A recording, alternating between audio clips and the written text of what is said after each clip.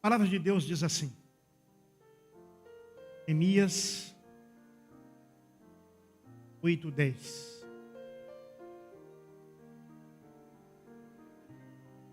Disse-lhes mais: ide, comei carnes gordas e tomai bebidas doces, e enviai porções aos que não têm nada preparado para si, porque este é dia consagrado ao nosso Senhor. Portanto, não vos entristeçais, porque a alegria do Senhor é a vossa força. Amém. Vamos lá para o capítulo 12 e versículo 43. Um pouquinho à frente aí, algumas páginas, livro que você está aberto. Capítulo 12, 43, diz assim: mesmo dia ofereceram sacrifícios, se alegraram, pois Deus os alegrara com grande alegria. E também as mulheres, os meninos se alegraram, de modo que o júbilo de Jerusalém se ouviu até de longe. Podeis assentar. Coisa maravilhosa, né? Amém. Eu entendo que uma coisa que fica perfeita aqui, podem se assentar para a gente falar um pouquinho, meditar um pouquinho nessa noite, nos festejos desses 43 anos bem vividos, e como disse o pastor Manuel Sabino, de repente esses 52, levando aí em conta os períodos de pioneirismo, do iniciozinho lá, ainda a forma mais acanhada da igreja na sua nascente, como a gente costuma dizer, com respeito aos rios, Então, quem sabe, muito mais do que 43. Eu acho que cabe perfeitamente falar um pouquinho sobre a prática da alegria. Esta iminente ação daqueles que são felizes. Se você olhar para a palavra, você vai encontrar de maneiras, e principalmente nos livros poéticos, como o livro de Salmos, algumas chamadas para a alegria e alguns reconhecimentos que são feitos aqui de maneira tanta maestria, A Bíblia está recheada de expressões do tipo bem-aventurados, quer dizer felizes. Está falando de gente alegre. E aí a gente começa aqui com esse versículo que eu particularmente gosto muito, Eu gosto muito de churrasco. Então toda vez que eu leio esse texto aqui, eu falo, olha que versículo maravilhoso, Vocês viram que coisa bonita? Ide, comei carnes gordas. Quem pode dizer amém comigo aí? Diz amém. Carnes gordas, coisa gostosa, Fartar de coisa. Quem é que não gosta de uma carninha, Então essa palavra apontando para a gente que esse festejo, na verdade, é para falar que a alegria não é uma opção de vida. Alegria é uma ordem. Nós encontramos em algumas expressões bíblicas bem claras e definidas. Por exemplo, entre as epístolas, Paulo diz: alegrai-vos no Senhor. E naquele não contentamento de deixar a coisa muito bem explicada, ele repete: outra vez vos digo, alegrai-vos. E a alegria é uma ordem, ela é imperativa. Deixe-me dizer uma coisa para você: em Cristo não ser alegre é uma aberração, porque não combina. Não dá para a gente dizer que servimos a Deus, estamos subordinados, como escravos de orelhas furadas, como gente servil, como pessoas que um dia compreenderam a ordem de Deus e se posicionaram para servir o Mestre pelo resto de nossas vidas. Não dá para a gente fazer isso sem contentamento, sem alegria. Então, não ser alegre em Cristo é uma aberração, é um mau testemunho.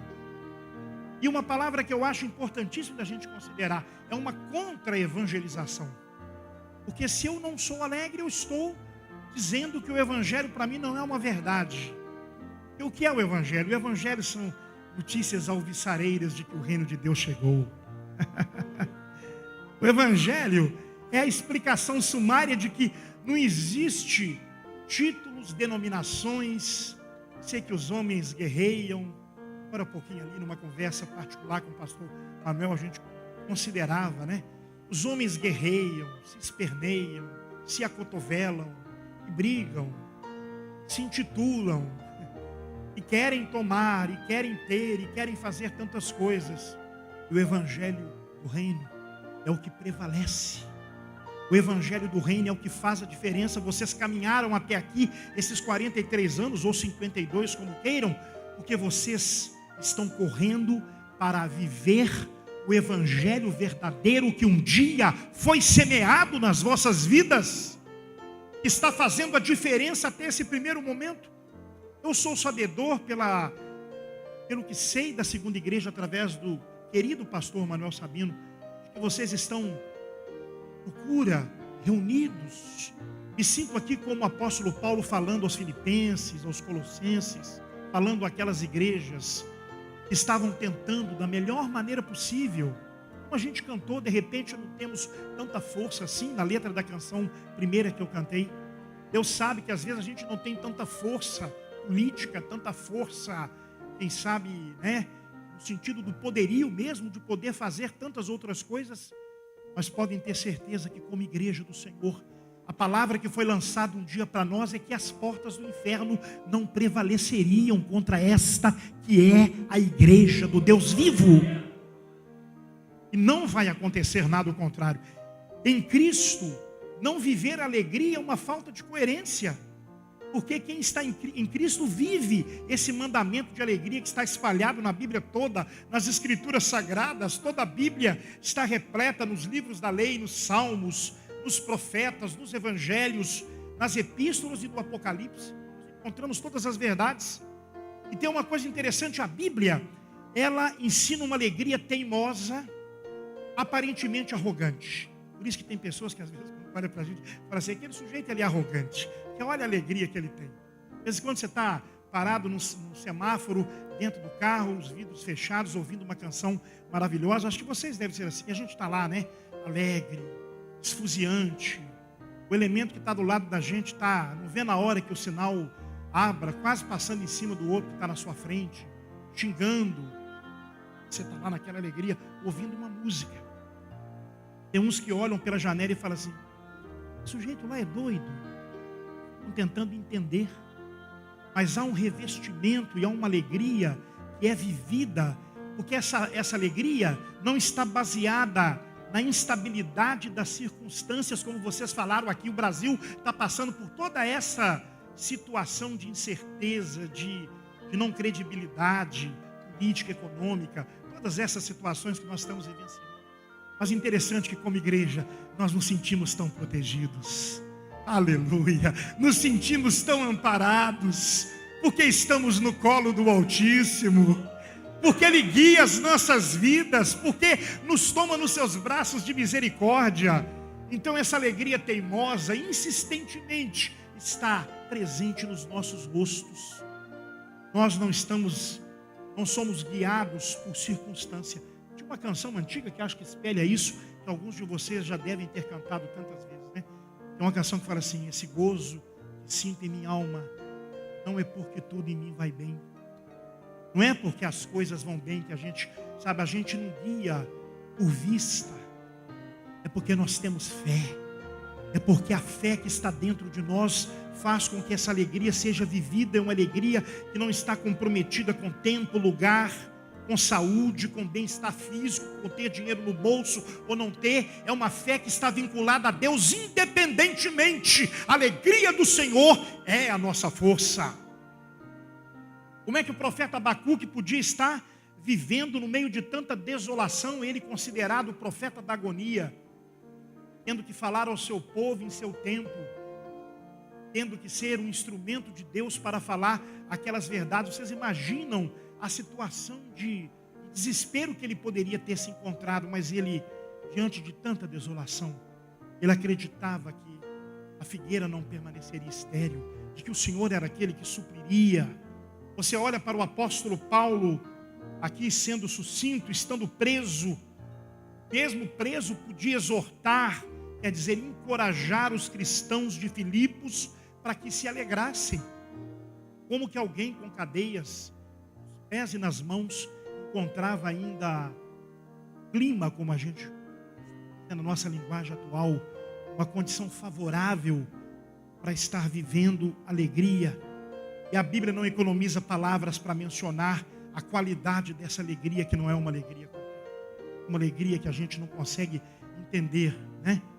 Uma alegria que às vezes a gente fica se perguntando como que ela se estende E ao longo da vida cristã, essas minas de alegria estão sempre à nossa direita, à nossa esquerda. Nós vamos tendo a grata satisfação de poder vivenciar.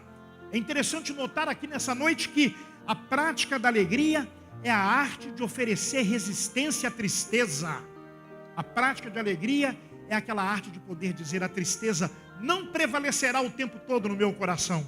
E numa noite como essa, memorável, essa alegria se torna ainda mais crescente, abundante. Eu posso ver alegria, pude ver alegria aqui no corpo de obreiros subindo aqui a tribuna para receberem a oração, para serem de alguma forma homenageados por pertencerem, foram lembrados aqui numa liturgia objetiva e que olhou para todas as pessoas. Alegria crescente, a arte de poder resistir a qualquer tipo de tristeza, a despeito de qualquer coisa que venhamos viver. Depende da descoberta dessas minas que ao longo da nossa vida, muitas e variadas minas de alegria que estão à margem ou às margens do caminho na direção da vida eterna. Não sei se vocês puderam reparar aqui no capítulo 12, versículo 43 de Neemias, a narrativa de que após aquela restauração, na época de Esdras e Neemias, dos muros, e após aquele ato tão maravilhoso, a alegria que envolvia o coração daquela gente era tão grande que os meninos, as meninas, as mulheres e todas as pessoas que estavam ali entraram num júbilo tão grandioso, numa alegria tão contagiante, numa satisfação coerente, que o som daquele júbilo podia se ouvir à distância. As pessoas que estavam longínquamente posicionadas ouviram o som daquela alegria. Eu quero aqui destacar que esse é o povo que Deus levantou. Essa é a gente que Deus instituiu para o louvor da sua glória. Este é o povo que Deus plantou para estar na terra, vivendo as verdades da palavra, passando por cima de todos os desafios, pisando na cabeça do inimigo, vencendo todas as intempéries, as adversidades, e vocês são vitoriosos. O Senhor vos tem feito dessa forma, então nós temos razões para estar glorificando a Deus com uma alegria verdadeiramente qualitativa, uma alegria com uma qualidade grandiosa. Não tem palavras que possam explicar. A gente olha a alegria do povo lá fora quando um time deles ganha, a satisfação com que pulam e vêm pelos caminhos, pelas estradas, depois de terem ido assistir um jogo de futebol. Mas a nossa alegria é uma alegria permanente, uma alegria que está presente no rosto, uma alegria que está presente na adversidade, uma alegria que a morte não derruba, uma alegria que passa por cima da doença, uma alegria que festeja quando os bolsos estão vazios, uma alegria que é permanente, independente e incondicionalmente, que está acima. Por isso ela tem essa aparência de arrogância. O salmista, no Salmo 42, diz assim: ele sentia saudade da procissão em festa, daquelas pessoas que subiam ao templo da casa do Senhor, a multidão em festa, naquele alarido, do ato de glorificação. É mais ou menos aquele momento agora, como eu vim ali, mas a minha esposa e a gente comentando no carro, mas a Valéria, minha neta, olhando, os crentes, os cristãos com as Bíblias nas mãos, se direcionando para diversas partes. É uma cena tão bonita. Nós estamos fazendo menção do nome do nosso Deus. Eu quero dizer para você que todo tempo é tempo de alegrar, todo tempo é tempo de alegria. E a tristeza pode até se instalar momentaneamente, mas ela tem que sair para dar lugar ao papel da substituição da alegria, porque o choro dura uma noite, mas a alegria vem pela manhã. Aleluia. Ela se instala nos nossos corações. Alegria propicia o louvor. Está alguém alegre? Cante louvores. Alegria conjuga-se ao louvor, o louvor conjuga-se à música, a música conjuga-se à expressão corporal.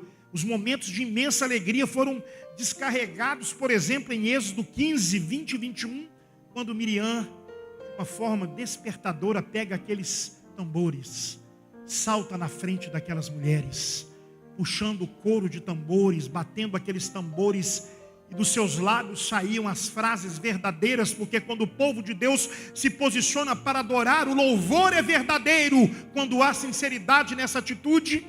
E ela dizia: bendito seja aquele que lançou no mar os cavaleiros e seus cavalos, aquele que faz, aquele que torna vitorioso. Os motivos de alegria do cristão não são iguais aos motivos dos secularizados. Já viram o povo secularizado? Que anda sem um comprometimento com Deus, cujas vidas já foram vencidas e suprimidas por tantos acontecimentos, eles estão secularizados. Os motivos da alegria do cristão são diametralmente opostos aos motivos seculares, porque a gente não depende de ter, a gente não depende de receber, a gente não depende de galgar posições, a gente não depende de servir, a gente depende de ter Deus na vida e servi-lo por toda a entrega, com toda a definição, aleluia, posicionando-se diante de Deus. A gente depende apenas de compreender que na presença do Senhor existe plenitude de alegria. Essa palavra ganhou um sentido para mim na primeira vez que eu vi o mar. Plenitude. Olhando aquela multidão, aquela imensidão de águas, a gente fica se perguntando como que pode haver uma concentração tão grandiosa. Sabe, queridos, felicidade para muita gente acaba sendo o contrário. Por exemplo, felicidade para Freud e Lewis. Ambos sofriam de depressão clínica. E antes de se tornar cristão, em seu diário e cartas, Lewis parece irritado, pessimista, obscuro, desesperançoso. E ele dizia que a sua visão era muito baseada no pessimismo da existência. Mas depois da sua conversão, ele passou a dizer que a alegria era o eixo central da sua vida. E Lewis faz uma afirmação que para mim é algo maravilhoso. Ele diz assim: e Deus não nos pode dar felicidade alguma além de si mesmo, pois a felicidade não existe fora de Deus. Você quer ser feliz? Só tem um jeito: tenha Deus. Quem tem Deus é feliz. A felicidade existe quando se compreende Deus. Você não vai recebê-la depois de ter tido Deus. Deus é a felicidade. E aí depois disso você encontra uma comparação de Lewis com Freud, que fazia suas afirmações depois de ter sido dominado pelo uso da cocaína e de outros usos químicos. Ele afirmava que a satisfação maior era no prazer, dentre eles o prazer sexual. Mas depois descobriu que isso não era suficiente. E era aquele homem rancoroso, que mesmo vivendo bem com a sua família, tinha os seus instantes de queda, os seus instantes de estar cabisbaixo, olhando para si próprio, sem esperança, sem motivação. Mas quando você olha para Lewis, o retrato é diferente. Ele divide a felicidade em várias categorias. Ele diz, por exemplo, que a felicidade está num pôr do sol. Aqueles que são felizes por coisas que poderiam ser consideradas como mínimas. Paramos para ver um pôr do sol. Nos maravilhamos com o luar, como ontem à noite. Não sei quem observou ontem, a lua estava linda. Caso você não tenha prestado atenção ontem, ela estava linda. Hoje eu não reparei não, mas ontem ela estava. Ou parar para ouvir uma boa música. Aliás, tem uma música linda que recebe esse nome: Jesus, alegria dos homens, que é tocada em muitas cerimônias de casamento, com uma linda orquestra e com vários acordes, algo maravilhoso de se ouvir. Ou o prazer de se tomar um banho quente, ou o prazer de poder parar à beira de um jardim para observar colorido extraordinário de uma flor, e você não encontrou nenhuma nas outras matizes, nas outras cores, nada semelhante. Ou parar para reparar no esvoaçar de uma borboleta. Existem tantas coisas, certamente você não tem parado para experimentar a grandeza desses prazeres que Lewis fez questão de dizer. Quando há uma descoberta de Cristo, essas coisas se tornam tão aparentes, passam a ser observadas. A nossa vida passa a ser valorizada. E eu quero concluir essa palavra dizendo: A força que vem da alegria é muito maior do que você possa imaginar. A alegria do Senhor, quando essa palavra é declarada que a alegria do Senhor é a nossa força, não está fazendo aí uma mera conjectura para que você apenas se alegre com a expressão belíssima, poética colocada, mas a alegria fortalece sim, a alegria coloca de pé, a alegria repara as nossas vidas, porque eu sou um produto dessa alegria e vivo a prática dessa alegria a despeito de tantas coisas. O Senhor tem me colocado de pé e me sustentado. A alegria do Senhor é a nossa força e a sua, porque a minha, bendito seja o nome do Senhor. O Senhor Deus, diante desta festa maravilhosa, com razões múltiplas para você engrandecer o Senhor, 43 anos de vida, para você poder chegar aqui, para você poder trazer dentro do peito esse reconhecimento. Isso não foram 43 anos, não são 43 dias. Foram diversas noites, foram diversos embates, foram diversos acontecimentos, foram histórias que se cruzaram, foram episódios, alguns que merecem ser lembrados e outros esquecidos. A história está escrita. Vocês chegam aqui vitoriosos e eu posso dizer orgulhosos no bom sentido da palavra, porque Deus os tem feito felizes, porque Deus tem feito mantido no rosto de cada um a alegria de se ter Deus na vida, essa alegria que ninguém pode tirar. Fico vendo às vezes as pessoas brigando por nada, discutindo por coisas tão efêmeras, fazendo conjecturas de coisas que não significam. Me entristece tanto quando eu olho para essas atitudes mesquinhas. Tomara que Deus possa semear no coração dos seus filhos no dia a dia os valores verdadeiros do seu evangelho, que são diferenciados dessas coisas banais que ficam e que vão ser esquecidas, porque nós estamos plantando aqui numa semente duradoura para recebermos na eternidade, amém? E a alegria que está no seu coração, ela vai fazer a diferença, ela vai ser evangelizadora, ela vai ser o invólucro da tua vida. As pessoas vão olhar para essa embalagem, se me permitam dizer assim, dizer: ali já vai alguém de fato e em verdade feliz, porque Cristo é sinônimo de alegria, de felicidade. Vamos aplaudir o Todo-Poderoso. Deus nos abençoe, em nome de Jesus.